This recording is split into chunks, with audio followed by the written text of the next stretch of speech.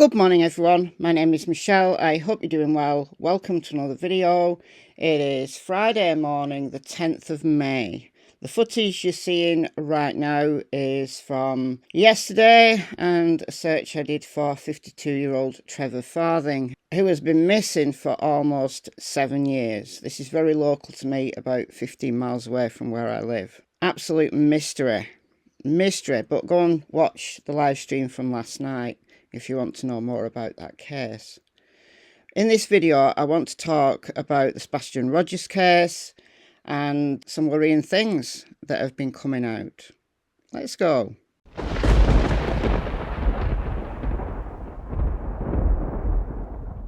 Alright, where to start? Well, let's start with the dogs. A couple of dog handlers whose dogs have been approved, allegedly by the TBI, to search for Sebastian Rogers have been turned away by Chris Proudfoot, Sebastian's stepdad. So people across the internet are all up in arms about why Chris Proudfoot doesn't want search dogs. Well, specifically, there was one handler who has lots of credentials, the dogs are highly trained, and Chris refused her entry into the house. She wanted to search the house, the property, and he said no. Now, one of her dogs is narcotics trained. Well, why do you need a dog searching for narcotics? Sebastian wasn't a drug user, so yes, he had medication, but quite sure that law enforcement know all about that.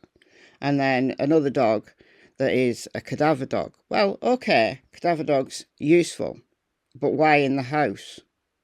Because if you want to search the house with a cadaver dog, which law enforcement have already done, there's been at least 10 searches of the house and the yard, 10 searches by law enforcement. Why, after nearly 3 months, do you want to go back to the house? Like, do you think that law enforcement didn't do their job properly? Do you think you're going to find something that law enforcement didn't in the house? I don't know, but I can well understand why Chris Proudfoot has been upset about it. I wouldn't let a random searcher in my house. The only people I would work with would be law enforcement. And if I had a missing family member, then I'd be working very closely with law enforcement. I'd allow them to search anywhere they wanted that I could give permission for. But why a random dog handler? Well, this person says that TBI approved her credentials. Well, that's great. I would want, personally, if I was Chris Proudfoot, at the very least, I would want a TBI agent with that person while they were searching my property. Now, there's another woman who apparently got a private plane all the way from California to Tennessee with her bloodhounds, and Chris Proudfoot said no. Well, where was she searching? Because if she's searching on public land, if she's searching on private land where the landowner has given permission, then Chris Proudfoot has absolutely no say in what people do, what kind of searches they do. But someone was crying about it. Okay. It's great, don't get me wrong, it's great that people want to take up the search, bring their own dogs, highly trained specialist dogs in to search the area. But the house and the yard, just a complete waste of time, waste of resources, waste of money for those dog handlers to get there. It's been searched. Sebastian is not in that house. He wasn't dead in that house. Law enforcement have done all of that. So the places where you might search, if you have a mind to, is the wooded area north of Stafford Court. So these people with specialist dogs, get out there. These are private parcels of land. The landowners will need to give you permission. So this area, first of all, priority, this area down here. Then I would go further out, this area, perhaps this area. Get out there. Get out there. But for people who don't watch my videos and for people who kind of forget that Sebastian has been missing for almost 3 months. So live scent trackers, absolutely pointless. We know that there were some live scent trackers who got a track from Sebastian's home, across this backyard, onto Kelling, up Kelling, and then into the construction site. And then, apparently, they lost the scent. For whatever reason, they lost the scent. Did he get into a vehicle? Did he just go in a different direction and the dogs got confused? We don't know, and at this stage we'll never know, because that scent will have been long gone. So the only dogs useful now are cadaver dogs.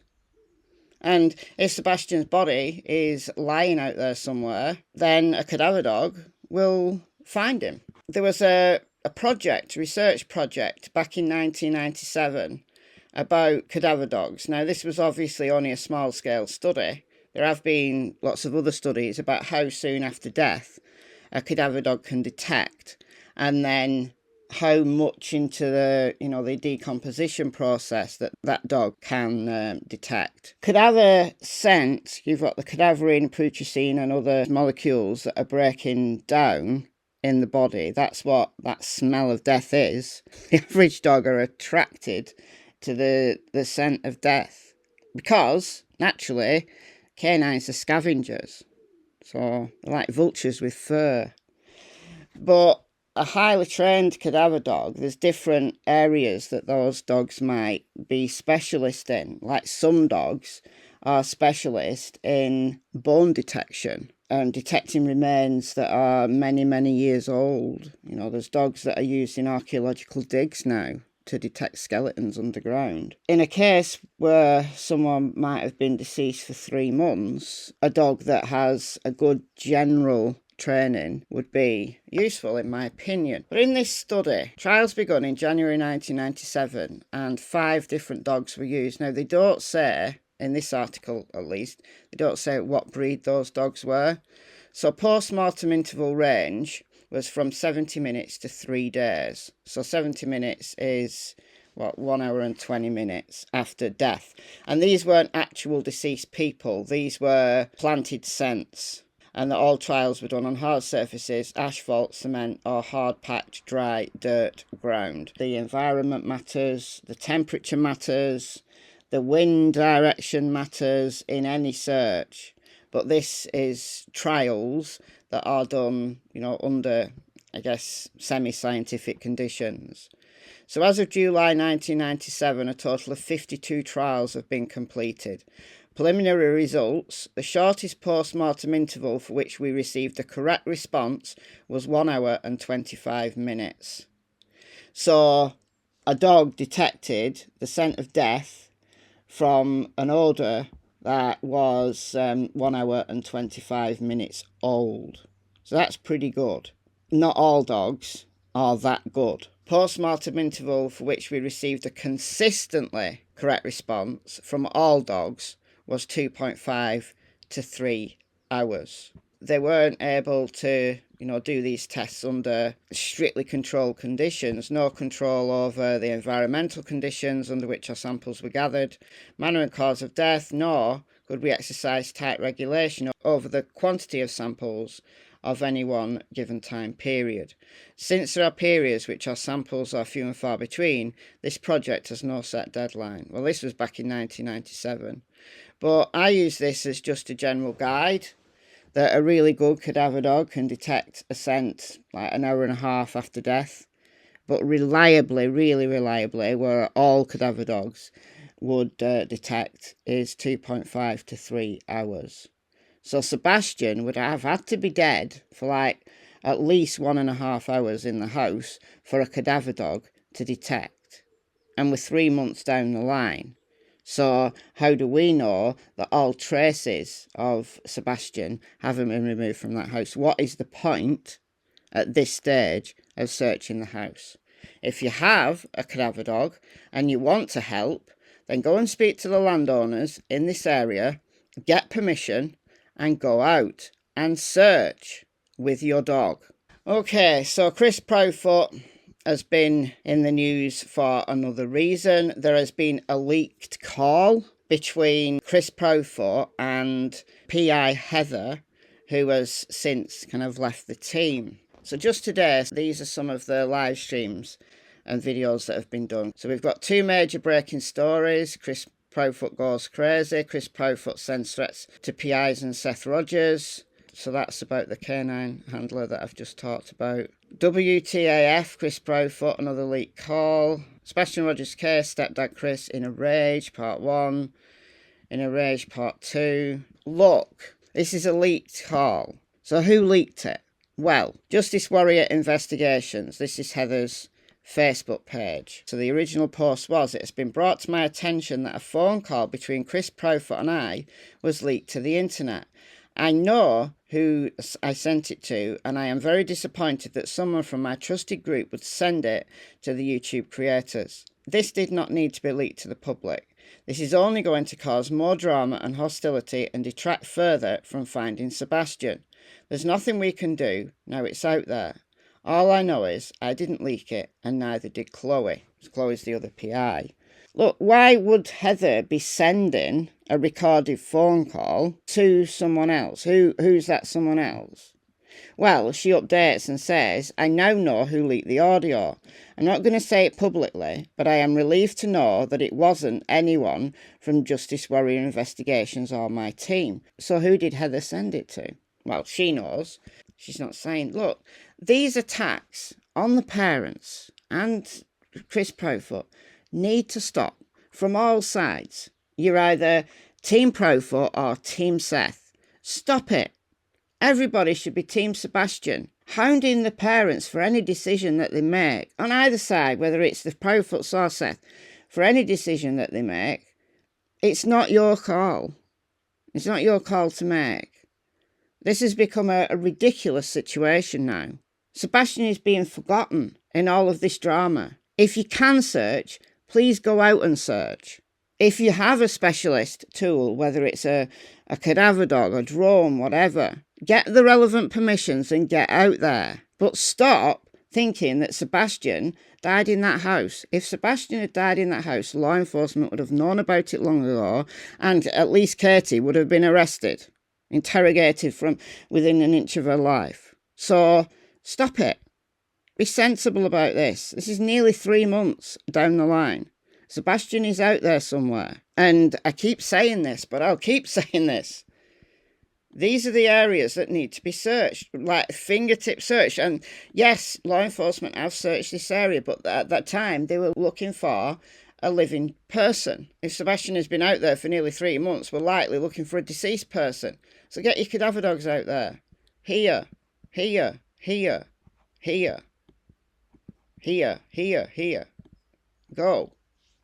Now, this is like 2 miles out, this area, but try this area. I think is closer to home than not, but if he's travel through the woods being lost, well, get on it. And for people who have said that a child with autism, or any child, wouldn't go out at night for a walk, wouldn't go wandering at night because the night's scary because it's dark.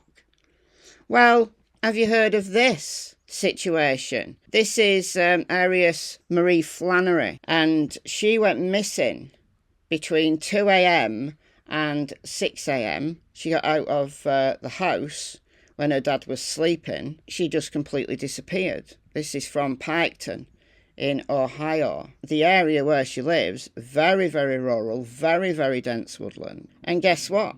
Just before 8 p.m. yesterday, so she'd been missing from between 2 a.m. and 6 a.m. So at the very least, she'd been missing for 14 hours if she went out just before 6. Twitter is alight with great news that she was found safe. The circumstances surrounding her disappearance are still being investigated. Law enforcement will be giving a press conference soon. They did give a press conference. Didn't really say a great deal other than she has been found safe. This is a 6-year-old girl with special needs. She's gone out a wandering before. It's very sad that her mother died 2 years ago and she goes out looking for her mother. I mean, how sad is it? But on one previous occasion, she was found 2 miles away. So people who say a child can't go 2 miles, come on now. In this particular search, they found her quite close to the home, not too far from her residence. So she was being medically assessed due to the numerous hours she was exposed to the elements. But as far as we know, she's safe and well. But yeah, Dad needs to get some really good locks on his doors. So if a 6-year-old little girl with special needs can go walkabout at night, well, why can't a 15-year-old boy go walkabout at night? But unfortunately, in Sebastian's case, he just hasn't been found yet. I know these videos that I make are not popular amongst the Sebastian Rogers community, but it is what it is. I say what I think, and this is what I think. So, let me know your thoughts in the comments, and I'll see you in the next video. Bye, guys.